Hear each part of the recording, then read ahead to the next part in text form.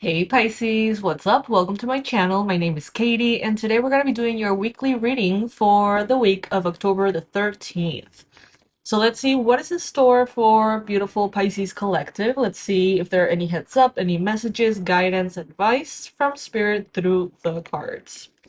Get comfy, like if you happen to like, comment if you want to say hi. I always enjoy that. And let's get started. So we're going to start with the Halloween Oracle deck. We're gonna get some cards here. I only use these on October, so we better use them a lot. And then we're gonna move on with this tarot, which is gorgeous, and find out a little bit more about this week ahead.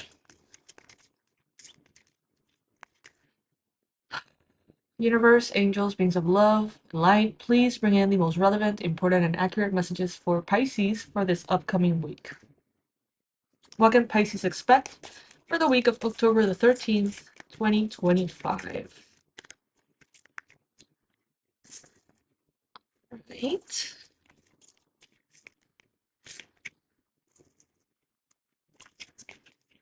Huh.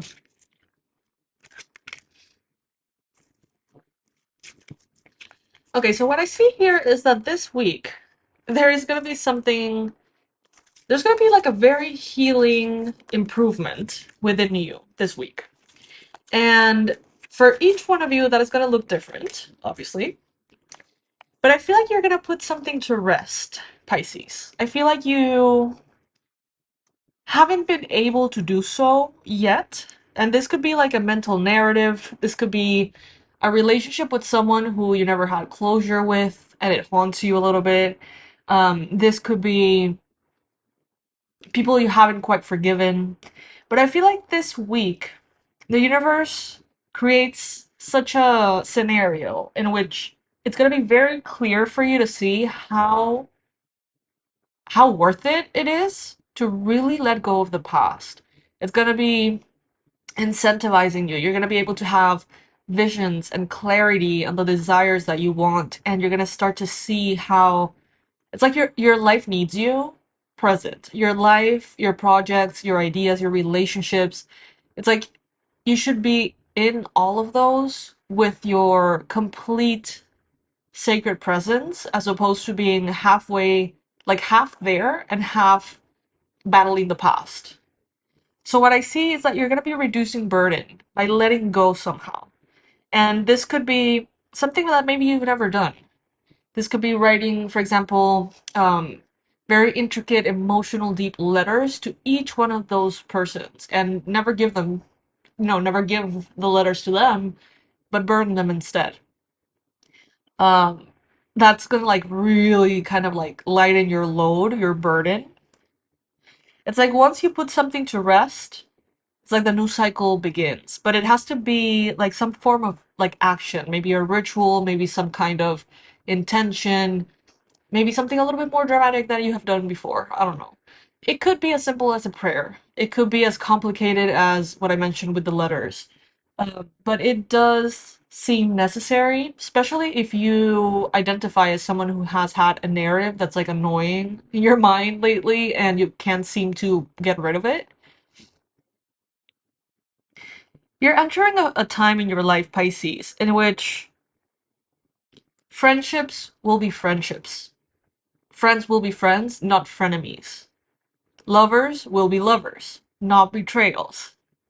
Mentors will mentor you, not ridicule you or abuse you. It's like you're entering a time in your life, Pisces, in which what you see is what you get, and there's nothing behind it. And that may feel new. That may be new for you. It may not be something that you're used to.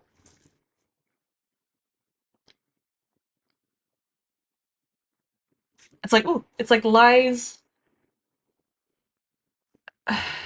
The lies that you're gonna be dealing with are gonna be like people lying to you to have like a surprise party for your birthday. You know what I mean? Like it's all being very like elevated into a space of innocence and beauty and play and just very beautiful energy. And I feel like there's a lot of people who take that for granted, who live in communities or spaces that simply are like this. They have been raised in a way that is very pure, very transparent, very lovely. But there's a big chunk of the Pisces collective that hasn't really experienced that, not really. And you have been able to, like, as I was saying in the previous reading from last week, dancing through the lightning strikes, right? But now there's not going to be any lightning strikes. That now there's going to be a beautiful sunrise and a sunny, beautiful day, summer day. And everything's going to go your way, Pisces. And I'm very glad to see it because I feel like you're getting a break. You're getting a big break from things being so complicated. All right, so that is what the oracle here is saying. Now let's complement it with the tarot in a more, practical way. Spirit, this week, how is it going to look in finances, in health, in work, in mood? How is Pisces going to be feeling this upcoming week of October the 13th? Well, this is beautiful. So we have the Three of Cups right next to community and web weaving. The Three of Cups talks about celebration. It talks about connecting socially with people. So you may be feeling a little bit more available this week to hang out with loved ones, to do things that are done just for fun, to be more social, to be more open. There could be celebration of something, uh, a particular milestone for you or one of your loved ones. Someone could be celebrating something, and you may be feeling really in tune with that gratitude for whatever it is that happened or whatever it is that has been celebrated. So that's cool. Think of this as more of a social week. Then we have here Two of Wands, decisions. So you're already on the right track, Pisces. You're already doing what you said you were going to do. You're already putting in energy, focus, attention, love, action into the areas that you already chose as ideal for you, right? You're not changing your mind. You're not going from one place to another. You're not jumping around. It's like, it seems like you're very certain with the things that you're doing. Okay, guys, I need to take a minute because Tao is about to bite Tuti and I'm not gonna allow it. Hell no. I'll be right back.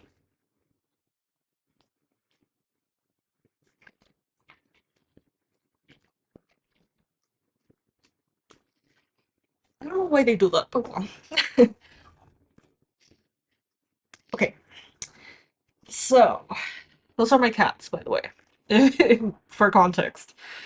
I don't have kids biting each other, thank God. This is the closest. Anyway, yeah, it seems like you are really well on your way for all of your goals, and it seems like a very harmonious week. It seems that there's a level of you that has accepted that life can be complicated, but there's another part of you that is working now on accepting that it can also be simple. And you're entering the time in which you're getting more and more comfortable with the simple aspect of it. We have the Ten of Wands, hardship. So the Ten of Wands normally talks about having way too much on our plate, having so much to do, so much you're thinking of, so much you're feeling, so much you're doing, so much on your to-do list, so many things that you get to a point in which you're just going through the motions, barely, and doing your best, but it feels incredibly burdened. Now, forgiveness is going to be reducing that burden. We have it here in the Oracle. So, forgiving yourself for what you have done that you're not happy with, forgiving yourself for what you haven't done that you think you should have done. Forgiving yourself will allow you and prevent you from feeling like you need to put yourself in that position again, Pisces. Sometimes out of the need to be accepted, be loved, be celebrated, be validated, we do so much more than we have to do. And we put ourselves in positions that are very difficult because we think that that's what will earn us the love of others or the love of ourselves.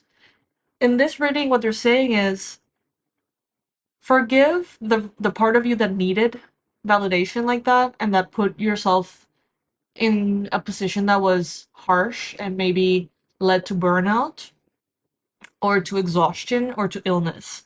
Forgive yourself for thinking that was the right choice and trust that now you know better and that now you can not only manifest bigger dreams, bigger goals, but dreams and goals that are more appropriate for you that don't involve self sacrifice. It's like that shouldn't be part of the, I don't know, the pursuit. You know what I mean? Like it shouldn't be included in the package. You can have beautiful things and not self-sacrifice. You can attain incredible goals and it doesn't have to be to your extent. It doesn't have to be by overdoing it yourself and sacrificing your well-being. It can be instead through connections and friendships and fun and celebration and just enjoying yourself as you go. And this week, it seems like you're going to be making a choice or a decision that is going to really reflect that. It's going to be a choice that maybe in the past you wouldn't have chosen because you thought you needed to grind yourself to the ground. Now it's like you're a more gentle version of yourself with yourself.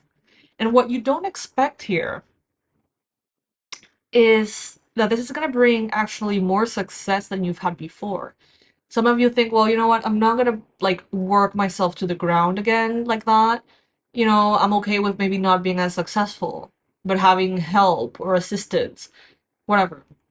What you're not expecting is the realization that you can actually be more successful, more happy, more prosperous, and reach higher heights by at the same time not hurting yourself in the process.